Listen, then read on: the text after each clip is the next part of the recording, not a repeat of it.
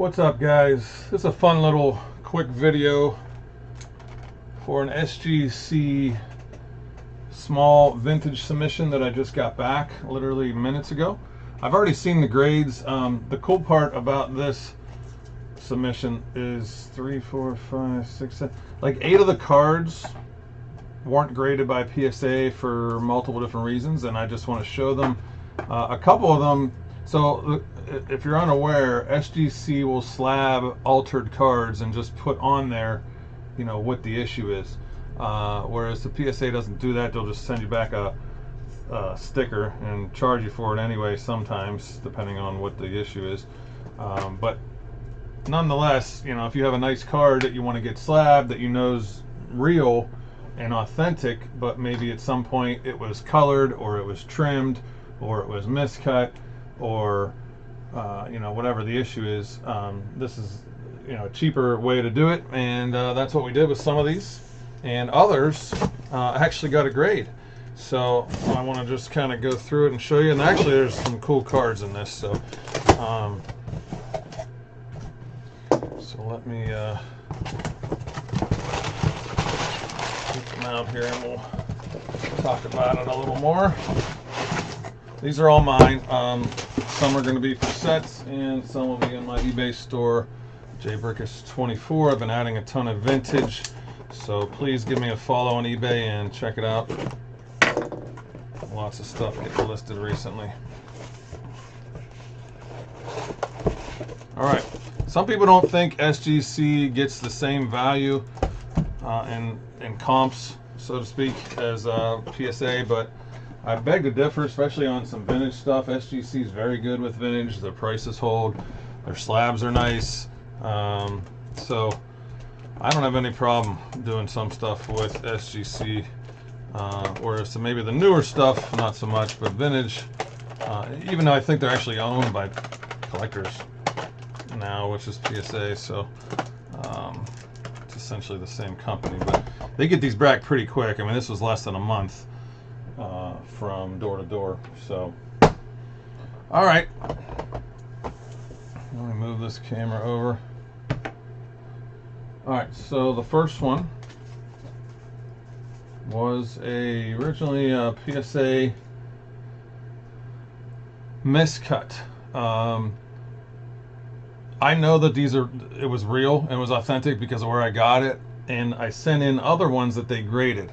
I sent Tom Seaver and Rod Carew rookies in, and they graded some and put some as miscut. Now, typically that comes right from the factory as a miscut, so you'll see what it is here. But now we got it in a 5 slab. It got a 5, which is pretty solid. I mean, quite honestly, condition of the card outside of the miscut was even better, I thought, when it left here, but it does have a little bit of a rough corner there. But nonetheless, it is a 5 now, and it's probably an $800 card as opposed to, you know, trying to sell it raw or whatever. So it's a pretty iconic card, a high number in 1967 Topps, Rod Carew. Now this is where PSA won't grade it, because a lot of times that miscut comes right from the factory. And I had a Seaver one like this too, I believe. Same card, same deal. So not in this this one, but nonetheless, so it went from a PSA altered, not graded, to now a graded 5, and I would venture to say that a PSA 5 and an SGC 5 are pretty similar in price as far as comps go. So happy with that, and I'll probably be keeping that one anyway. This next one, all right, so this is the PSA thing for the next one. Now this says altered. They don't tell you why or what or whatever. Sometimes people back in the day, 1971 Topps is a good example, but 75 Topps, I have a George Brett that was altered. It's actually in my eBay store in a 75 set. You can see it. I put this thing in there with it so that everybody knows, because it's a nice clean George Brett rookie, but it says altered. And in the bottom corner you can see it looks like somebody tried to take like a Sharpie, color in the white or whatever, so that it was you know, looked like the color of the card, which is the 1975 Topps. I don't know what was wrong with this Rizzuto, but it did not get an altered grade from SGC. It received a 3. It's clearly off center, left to right here on the long side, and even top to bottom a little bit. But as far as what it means when it says altered, the only other thing I can say is, and this probably is the case. So if you've heard people talk about screw downs and vintage cards being in screw downs for 50 years, they get pressed down and thinner. So this card probably is thinner than what PSA requires to grade it, even though it is authentic. I think they should change that. It's kind of silly. Nobody that is trying to alter a card would press it down to be thinner. But they do use size measurements, and in fact, now that the more I talk about it, I'm pretty sure that's probably what happened. This was probably in a screw down from a collection I bought probably about 10, 15 years ago. And it was in a screw down, and I sent it to PSA, and because it was in a screw down so long, it came back altered, and that probably meant it was too flat.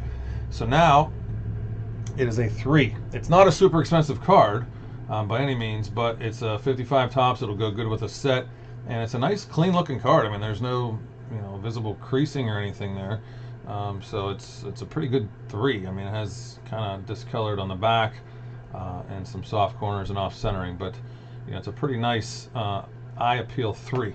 So I will take that going from altered to now a 3. This next one, okay, I don't think I have a thing for this one. Not all of them is where they came from, but this is a pretty nice one here. This is Gil Hodges 54 tops. It came back a 5. So that I'm pretty happy with a 5 on that. And these slabs are nice. I mean, I don't care what anyone says. PSA slabs are nice too, but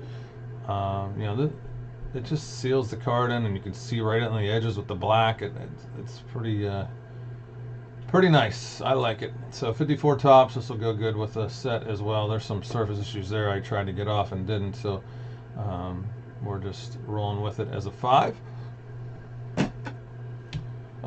This one was also altered. So I imagine another screw down situation.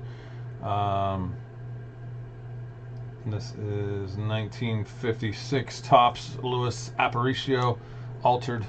It is no longer altered. It is now a 5.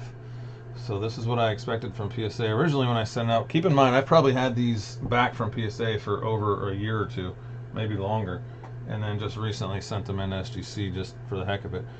You never know. So you never know. And now we got a 5 on the Aparicio for 56 tops. Oh, there's the back of that one. Pretty clean card. Pretty nice eye appeal as well. Tad off center and some soft corners, but for as old as that card is, that's pretty good. All right, these two were also altered. I think these were also in a screw down. Now I'm talking about it, I'm starting to believe that that's where all these came from. But it was so long ago I don't remember. So these are not as old. 1976 tops, Brett and Ryan. I'm not too happy with the grade. I'm just happy that they did not come back altered. I mean, it's a 6. You can see the bottom corner there, top left corner maybe. So yeah, I mean, I guess the more I look at it, if I send it in that way, you never know. But it's a pretty nicely centered 76 Nolan Ryan, and it did get a 6. So really can't be upset with that, going from altered to now a graded 6. This is my favorite card in the entire batch, and I'll be keeping this one. I didn't have one. Well, I did have this one obviously, but I don't have any other ones, I don't think, in the set. I have to look. Maybe we have one on our 54 set. This one's different. This one is evidently trimmed. Evidence of trimming is what the qualification here is. And yeah, so I wouldn't know how the first thing about trimming of cards or whatever, but I believe, at some point people thought, if the card's a little messed up, that at some point they could, trim it to make it sharper. So that's probably what the case is here. Now, typically they would know that because it doesn't measure up with other 54s, whatever the size is. Now, these are a little bit taller than the standard card, but the other 54s, it should measure up. And with the evidence of trimming, they actually put that in here. So them and PSA both knew that, and that's because this is a bigger card. This is probably still a $1,500 to $2,000 card in the condition that it's in. It's a pretty nice Hank Aaron rookie. I mean, it's centered. The eye appeal is nice. There's no creasing. I mean, it is a very nice card. I can't imagine I would ever sell this for anything less than $2,000. It's probably one of the nicest authentic without a grade Hank Aaron's you're going to see, which is why I didn't want to leave it raw, because no one's ever going to believe that it was a real card if I didn't have it in a slab. So now it's in a slab, and it just tells you flat out evidence of trimming. So where that's at or whatever, I don't know. I'm not super familiar. I'd imagine up here. I don't know. It looks pretty good left to right, and I don't know, at some point on the top or bottom it was trimmed. But that's a Hank Aaron rookie, and it's a nice one. So I am stoked about that one. This one went from, now this is interesting because PSA does not grade cards that don't match the size, not the trimming, but straight from the factory. So this one is interesting because it went from a minimum size requirement, which is what this means, minimum size requirement. PSA has their qualification. Now this is a regular size card, so you can see it's slightly under the thing there, but for whatever reason, you know, SGC still grades it. It's a pretty nice 71 tops. It does have, you know, a lot of the white stuff, but I'll take a 6 and a Killebrew for a set for sure. That is a high number, I believe, 550, and it went from, you know, not being graded to now a 6, so that's cool. All right, another awesome one here. Evidence of trimming again, and they also slabbed this the same as they did the Hank Aaron rookie, so that's okay with me. It's now in a slab, and it's a nice clean card. I mean, it is a gorgeous Willie Mays 1956. I mean, that is, if it's not trimmed, this is probably a 6. I mean, it's not a 7, and at worst it's a 5. It's between a 5 and a 6 if it's not qualified as trimming. It is a pretty card for 1956 tops Willie Mays, and now it is in a slab, so that's cool. That's the grayback version on that one. This was the other 76. I had Nolan Ryan and George Brett. They both got 6s. They were both altered. Now they're both 6s. Again, I imagine just a screw down, but that probably could be a 7. It's a little nicer than the Nolan Ryan, although there's some surface marks there and there. So, but all good. That just goes into a set. I think that might be the only other one, but that I have anything for. Now this, I just had some really old star cards that weren't in great condition that I wanted slabbed for 15 bucks, you know, plus some shipping and fees or whatever. You know, 20 bucks to put this Willie Mays in a slab. I knew it was going to be a 1. It's very creased and messed up, but you know, it's 1957 Willie Mays, so it's now in a slab as a 1. Killebrew again. This is 59. It's a pretty nice 5, a little off center, but it's a pretty clean card other than the centering. Corners aren't even too bad. So 1959 tops Harmon Killebrew. Got a 5 on that one. Nice clean back. Same with this thing. Hard to sell it raw, so I decided, and I don't even know who this guy is. I know it was old and it's worth something. So 51 Bowman Norman Van Brocklin. It did get a 1. It's creased up in multiple places, but now that it's in a slab, it'll be a pretty easy sell in a 1. Another one for the set following year, 1952 Bowman Small. This is the small version here. All kinds of creased up. Hugh McElhaney. It is a 1 as expected. Poor condition. Lots of creasing. Bad corners. Rounded corners. And I don't know if that's how it's supposed to be. I don't think it is. Looks like somebody rounded them on their own. Nonetheless, I'll be able to sell that now as a 1. Another one for maybe our 57 set here, Frank Robinson. It is creased up and surface issues and all that, but I think this might even be his rookie, actually. 57 tops Frank Robinson. I think it's his rookie. It's got all kinds of issues going on, but got to get it slabbed. It's a 1 now. All right, we got another authentic one here. This one says color added. 1953 tops Ed Matthews. I mean, it is obviously terrible condition. I don't know why anybody would have added color to it. It's already awful, so maybe at some point prior to it being awful, but whatever. I mean, it's basically a 1 anyway. So that's the difference. See the difference here with an authentic Henry Aaron and Willie Mays, and then an authentic Ed Matthews. I mean, the price difference is enormous. This is a 1. This card is a 1 at best. So that's all it's going to draw. But those other cards are gorgeous. Here's another nice Hank Aaron. This one is 55 tops, so second year Aaron. It is creased directly down the middle the entire way across, but just needed to get it slabbed, and we got a 2. So pretty bad condition on that one, but it's a second year Aaron, and it's a 2, not a 1.